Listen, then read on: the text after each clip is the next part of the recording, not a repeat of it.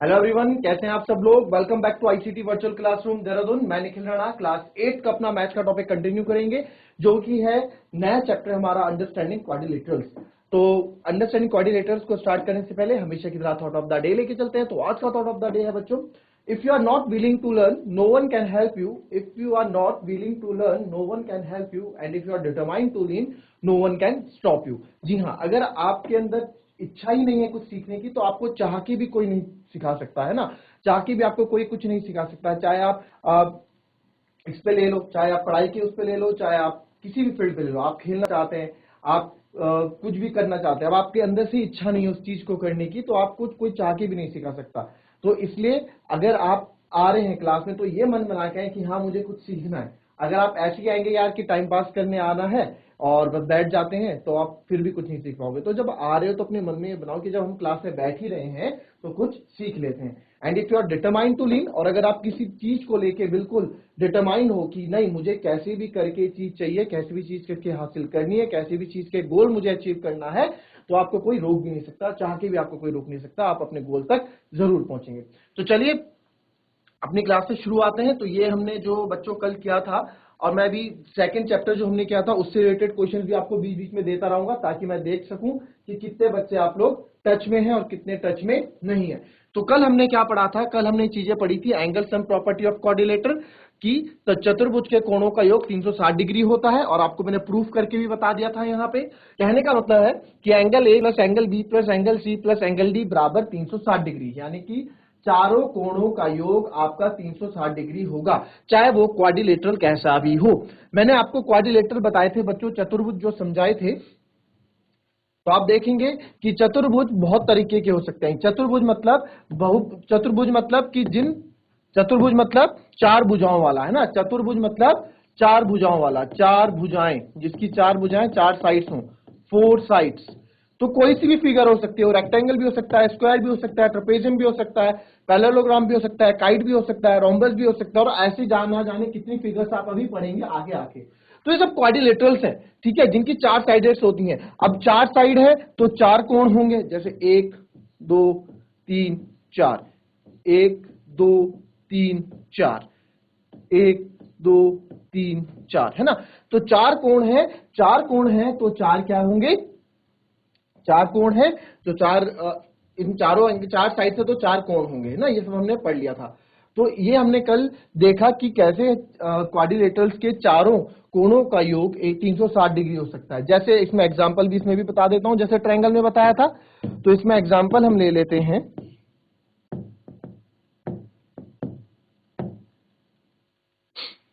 इसमें एग्जांपल हम ले लेते हैं कि आपको बोला गया है कि ये है 70 डिग्री, ये आपको बोला गया है 80 डिग्री, या फिर आप इसको ऐसा करें, ये बोला गया आपको 100 डिग्री, ये बोला गया आपको 120 डिग्री, ठीक है, और ये बोला गया आपको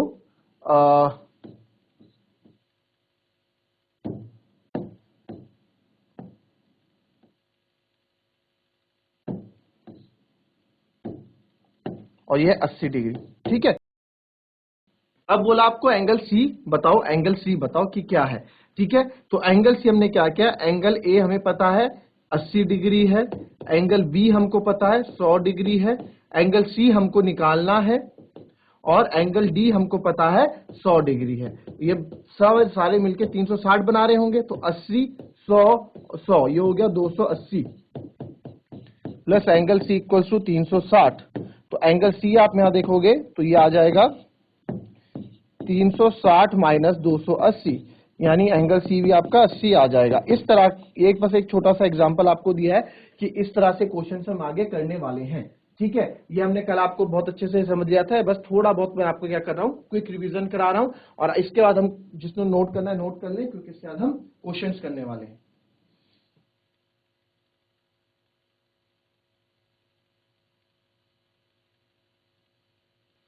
चलिए अब कुछ क्वेश्चन करते हैं, बट क्वेश्चंस करने से पहले कुछ चीजें और पहले समझ लेते हैं, कुछ क्वेश्चंस और कर लेते हैं, ठीक है। वो क्वेश्चंस क्या है,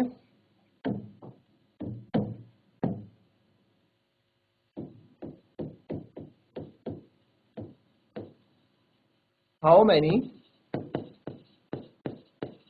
diagonals does regular hexagon have? ठीक है, एक रेगुलर हेक्सागन में कितने डायगोनल हो सकते हैं? ठीक है, यानी कि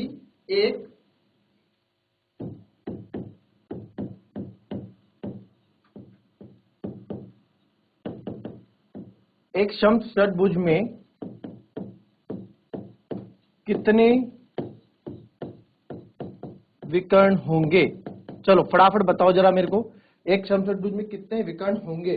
ये हमने क्वेश्चन, ये डायगोनल्स आपको बता रखा है, मैंने आपको समझाया था, पढ़ाया था डायगोनल्स के बारे में। तो बताओ जरा कितने होंगे?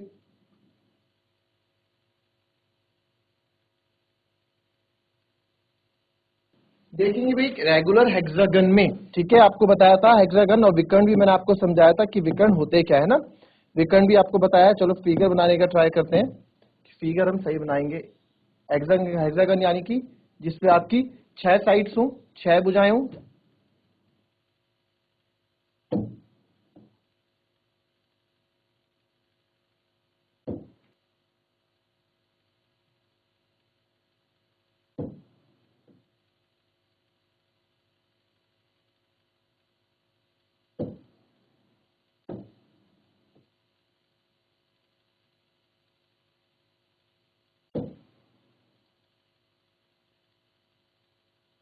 चार,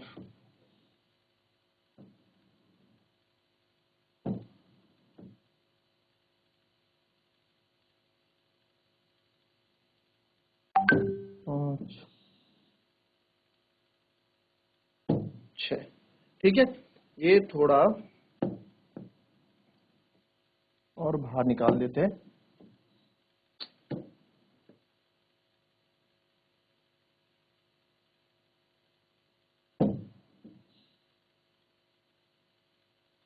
ठीक है, रेगुलर हेक्सागन यानी कि 6 साइड वाला, हेक्सागन मतलब 6 साइड वाला। आपको टेबल बनवाई थी मैंने, है ना, टेबल बनवाई थी, जिन बच्चों ने बना रखी है उनको पता है। तो 6 साइड यानी कि रेगुलर बोला गया है, रेगुलर बोला गया है, सम बोला गया है। सम षटभुज यानी कि सारी भुजाएं क्या होंगी? आपस में बराबर होंगी, सारी भुजाएं आपस में बराबर होंगी और सारे कोण आपस में बराबर होंगे, सारे कोण भी आपस में क्या होंगे? बराबर होंगे। ठीक है, भुजाएं बराबर होंगी, कोण बराबर होंगे। तो इनको नाम दे देते हैं फटाफट इधर, B C D E F. ठीक है, तो अब हमें बताना है कि इसमें कितने विकर्ण होंगे। ठीक है, हमें इसमें बताना है कितने विकर्ण होंगे। ठीक है, तो विकर्ण मतलब, विकर्ण आपको समझाया था मैंने, डायगोनल्स। जब एक ऐसा पॉइंट, एक ऐसा शीर्ष जो अपने अगल बगल वाले को छोड़ के बाकी सारे में अपनी अपोजिट में लाइंस बनाएगा, जैसे जैसे क्या होता है। ठीक है, तो अब आप देखेंगे यहां पे हमने विकर्ण कहां पढ़ा था, ये डायगोनल क्या होता है? किन्हीं दो शीर्षों को जोड़ने से प्राप्त रेखाखंड, आसन शीर्षों को जोड़ने से, यानी कि जो अगल बगल, जैसे ई है तो ये डी और ए के शीर्षों को नहीं जोड़ेगा, बाकी जो बचे उनको जोड़ेगा। ठीक है, वो हमारे क्या होते थे? डायगोनल्स कहलाते थे। यानी कि सिंपल अपोजिट, जो अपने अपोजिट, अपने विपरीत जितनी भी शीर्ष हैं, अपने विपरीत जितने भी शीर्ष हैं उनसे मिलेगा, वो हमारे क्या थे? डायगोनल्स थे। क्लियर, वो हमारे डायगोनल्स थे। तो इन्हीं डायगोनल्स को आइए करते हैं, अब देखते हैं। पहले स्टार्ट करते हैं हम अपना ए से। ए से पहले एक तो जाएगी आपके सी के पास, एक जाएगी डी के पास और एक जाएगी ई के पास। ठीक है, यानी कि अपने अगल बगल वाले पॉइंट्स को छोड़ के बाकी सब पे जाएगा जो उसके अपोजिट है। ठीक है, ए से 3 हो गए। अब आते हैं एफ पे। तो एफ पहले एक तो जाएगा आपका सी के पास,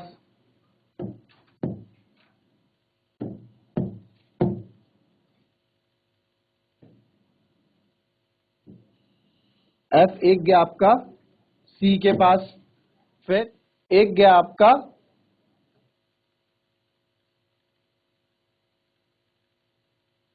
डी के पास, और अपने अगल बगल ए और ई को छोड़ के फिर एक अपने बिल्कुल सीधा ये यहां चले जाएगा। ठीक है, तो ये हो गया हमारा। अब बाकी के बताओ कितने होंगे। ठीक है, चलिए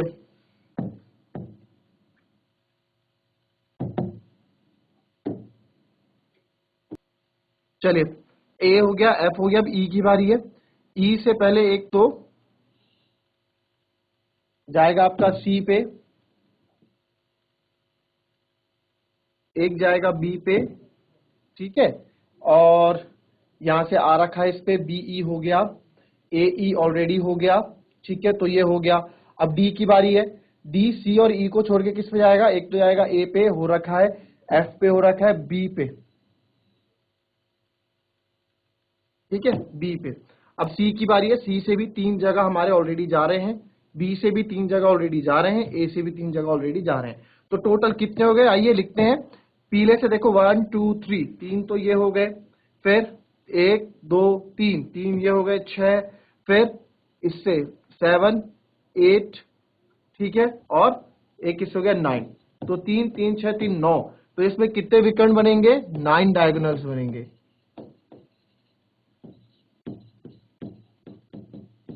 9 विकर्ण, 9 डायगोनल्स इसमें बनेंगे। ठीक है, आए समझ में आप लोगों को विकर्ण कैसे बनेंगे, आई ये बात समझ में। ठीक है, बनाओ इसे फटाफट करो, उसके बाद हम आगे बढ़ेंगे।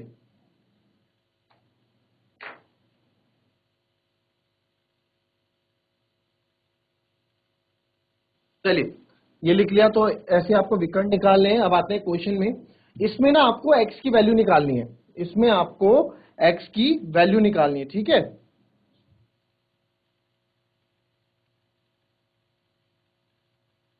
तो इसमें हमें x की वैल्यू निकालनी है, यानी x का मान क्या है ये आपको निकालना है। तो जरा फटाफट मुझे कोई बताएगा x की वैल्यू क्या आएगी इसमें, फटाफट x की वैल्यू क्या आएगी बताओ फटाफट। चलिए फटाफट, किसी का आंसर आया बच्चों, ट्राई कर रहे हो आप लोग। आओ देखो कैसे करेंगे। देखिए अभी हमने थोड़ी देर पहले पढ़ा था और कल भी पढ़ा था कि ये देखो ये क्या है, पहले आप देखो ये क्या, एक चतुर्भुज है। इनको नाम दे देते हैं, ठीक है, इनको नाम दे देते हैं। इसको ए बोल दो, इसको बी बोल दो, इसको सी बोल दो, इसको डी बोल दो। तो ये क्या है, अपने आप में एक चतुर्भुज है, क्योंकि इसमें 4 भुज हैं। मैंने आपको बोला था ना क्वाड्रिलेटरल कुछ भी हो सकता है, चतुर्भुज कुछ भी हो सकता है। किसी भी चतुर्भुज, चतुर्भुज क्या होगा, जिसमें भी 4 साइड्स होंगी। कोई भी 4 साइडेड फिगर, 4 भुजाओं वाली जो आकृति आपको देखने को मिलेगी, वो हमारा चतुर्भुज कहलाएगा। ठीक है जी, तो बिकॉज वी नो, हम लिखेंगे, हमें पता है A B C D is a quadrilateral. Quadrilateral मतलब चतुर्भुज, है ना, क्योंकि ए बी सी डी एक चतुर्भुज है। ठीक है, तो आपको बताया देयर फॉर एंगल, चारों एंगल का सम क्या होता है, इसका 360 डिग्री होता है। ठीक है, 360 डिग्री होता है। तो एंगल ए हमें दे रखा है 50 डिग्री, एंगल बी हमको दे रखा है 130 डिग्री, एंगल सी हमको दे रखा है 120 डिग्री, और एंगल डी हमको दे रखा है एक्स, और इसी का मान हमको निकालना है। तो क्या अब हम एक्स नहीं निकाल सकते? यहाँ पे हमने चैप्टर नंबर 2 में जो सीखा था, linear equation in one variable, एक चर वाले रैखिक समीकरण वाले में, तो यहाँ से एक्स की वैल्यू निकालना काफी इजी हो जाती है। 130 और 50 180 plus 120 plus x equals to 360 degree. 180 plus 120 हो जाएगा आपका 300 plus x equals to 360 degree. तो x बराबर आपका हो जाएगा 360 माइनस 300, तो x बराबर आपका हो जाएगा 60 डिग्री। तो ये हमारा क्या आ गया बच्चों, x की वैल्यू कितनी आ गई, 60 डिग्री हमारी x की वैल्यू आ गई।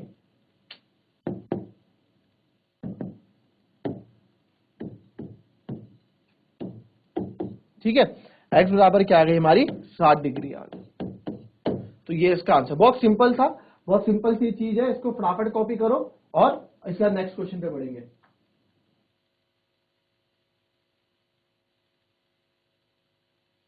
चलो, अब एक चीज इससे पहले हम एक चीज और पढ़ेंगे।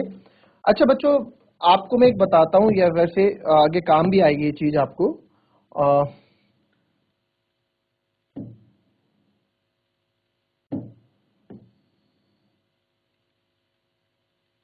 ये हमारे पास क्या है, एक लाइन है ना, एक रेखा है हमारे पास। अगर इस पे जो कोण बनता है, ठीक है, इस पे जो कोण बनता है, ये जो इस पे कोण बन रहा है, ये पूरा क्या होता है, 180 डिग्री होता है। क्या होता है, 180 डिग्री होता है, याद रखना इस बात को।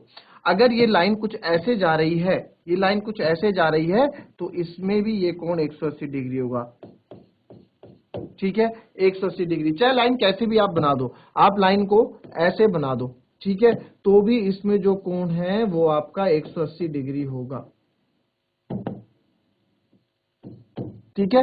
तो इसको लीनियर पेयर ऑफ, इसको हम आगे पढ़ेंगे आप, ठीक है, लीनियर पेयर के नाम से आप आगे पढ़ेंगे, बट अभी आप इसको एक स्ट्रेट एंगल बोल सकते हैं, ठीक है, स्ट्रेट एंगल इसको हम बोल सकते हैं। अच्छा, कभी कभार कैसे होगा, अगर मेरे पास एक लाइन ऐसे बना दी और एक लाइन और ऐसे दे दी, ठीक है, और हमसे पूछ लिया कि ये एंगल है हमारे पास, ये एंगल है हमारे पास 60 डिग्री, तो बोला ये निकालो, तो हमसे बोला x निकालो, ये x नाम दे दिया इसका, ठीक है, तो हमसे बोला x निकालो। तो कैसे निकालेंगे इस तरह के एंगल्स को, कैसे करेंगे इस तरह के एंगल्स को, हमको एक रेखा दे दी कि एक लाइन है और लाइन में हमसे एक एंगल निकाल दिया, 60 है और ये x है, तो कैसे करेंगे आप, आपको पता है कि ये स्ट्रेट लाइन है ना, स्ट्रेट लाइन है, इसको नाम दे दो a b c d। तो आपको पता है कि यार ये तीनों, ये पूरा मिलके ना, आपको पता है, हमने भी थोड़ी देर पहले पढ़ा कि ये पूरा मिलके 180 डिग्री बनाता है, ये पूरा मिलके 180 डिग्री बनाता है ना, ये पूरा मिलके 180 डिग्री बनाता है, अभी तो पढ़ा हमने। तो अगर 180 डिग्री बनाता है और अगर ये 60 है, अगर ये 60 है तो बचा हुआ कितना होगा, अगर इतना 60 है तो बचा हुआ कितना होगा, 180 माइनस 60, सिंपल सी बात है। तो इसको कैसे करेंगे, तो दूसरा हो जाएगा आपका 180 में से आप 60 को माइनस कर दो तो 120, यानी कि बचा हुआ आपका 120 डिग्री हो जाएगा, ठीक है। अगर इसको मैं बिल्कुल मैथमेटिकली करके दिखाऊं, बिल्कुल आपको हर एक चीज समझा के दिखाऊं, तो कैसे आप लिखेंगे इसी चीज को, इसका नाम देखो, इस एंगल का नाम क्या पड़ा, मैं आपको एंगल पढ़ना सिखाए थे मैंने, ए सी और डी, ठीक है, तो ए सी डी हुआ, तो angle A C D plus ये वाला एंगल कौन सा हुआ, एंगल बी सी डी, आप इसको बी सी डी भी बोल सकते हो और डी सी डी भी बोल सकते हो। तो एंगल बी सी डी दोनों मिला के 180 डिग्री बना रहे हैं। एंगल ए सी डी हमको 60 डिग्री दिया गया है, एंगल बी सी डी हमको निकालना है, तो 180 डिग्री, तो एंगल बी सी डी आपका हो जाएगा 180 माइनस 60 डिग्री, तो एंगल बी सी डी आपका यहां से इस तरह से आ जाता है 120 डिग्री। तो ये एंगल बी सी और डी, ये हमारा 120 डिग्री, इस तरीके से हमारा 120 डिग्री आ जाता है। क्लियर? तो आइए बात समझिए आप लोगों को, तो फटाफट जरा इसको नोट करें और इसको समझे, नहीं आता है तो फिर मेरे से पूछें, चलो फटाफट चलिए।